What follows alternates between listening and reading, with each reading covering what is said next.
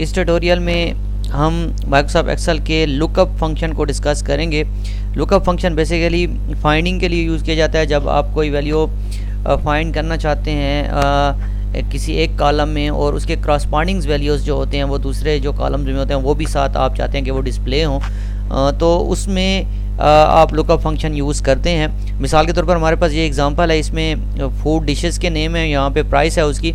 अगर मैं देखना चाहूँ कि कौरमे की क्या प्राइस है तो यहाँ पे मैं देखता हूँ कि कौरमे की 150 प्राइस है। लेकिन इस को आसान बनाने के लिए हमने यहाँ पे वी लुकअप फंक्शन यूज़ किया हुआ है और यहाँ पे हमने एक लिस्ट बनाई हुई है।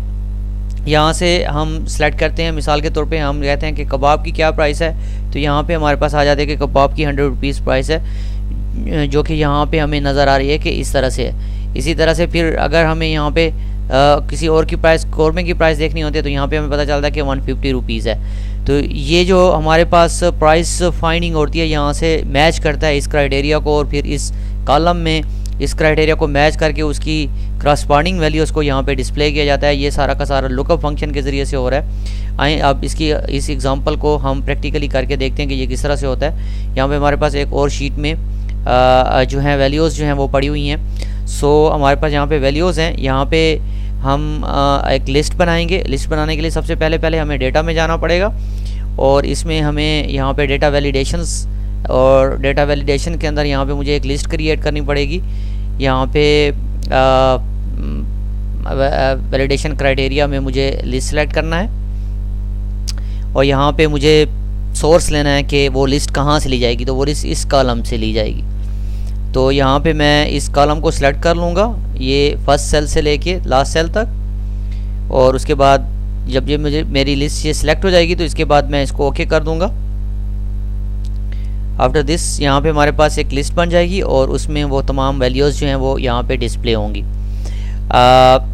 उसके बाद हम यहाँ पे इसको थोड़ा सा फॉन्ट मैं बढ़ा देता हूँ ताकि आपको नज़र आए यहाँ पे। ओके जी, उसके बाद यहाँ पे मैंने लुकअप फंक्शन यूज़ करना है, जो यहाँ से जो भी हम एटम सेलेक्ट करेंगे उसको फाइंड करेगा इस कॉलम में से और फिर उसकी क्रॉसपॉन्डिंग वैल्यूज़ जो है वो यहाँ पे डिस्प्ले करेगा।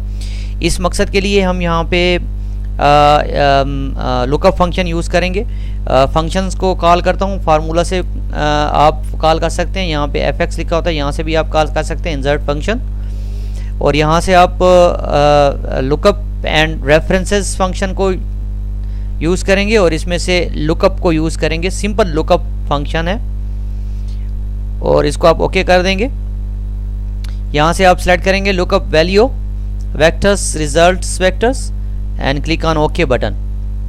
नो आपको यहाँ पे 3 आर्गुमेंट्स पास करने होंगे। लुकअप वैल्यू, किस वैल्यू को आपने लुकअप करना है, किस वैल्यू को आपने वहाँ पे फाइंड करना है। तो ये हमारी वैल्यू है J7, ये हमारे पास 7th रो है और J कॉलम है, तो इस बिरयानी को हमने यहाँ पे सर्च करना है, तो this is our lookup value.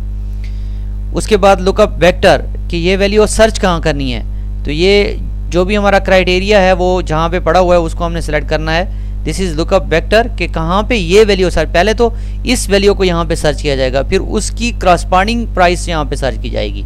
तो यहाँ पे रिजल्ट किस चीज़ का होगा, तो रिजल्ट उसकी प्राइस का हमारे पास, हमने क्या लेनी है, प्राइस ले आनी है। तो रिजल्ट्स में हम यहाँ पे प्राइस वाला कॉलम जो है वो सिलेक्ट करेंगे। तो रिजल्ट्स में हमने जो भी वैल्यू हमने वहाँ पे डिस्प्ले करनी है उस कॉलम को, और जो वैल्यू जहाँ तलाश करनी है वो हमारे पास लुकअप वेक्टर में आ जाएगा। और उसके बाद हमने इसको ओके कर देना है। यहाँ पे इसकी प्राइस आ जाएगी। आप देखें, आप कोई भी आप कबाब सेलेक्ट करते हैं फ़ौरन उसकी प्राइस आ जाएगी, आप कौरमा सेलेक्ट करते हैं फ़ौरन उसकी प्राइस आ जाएगी।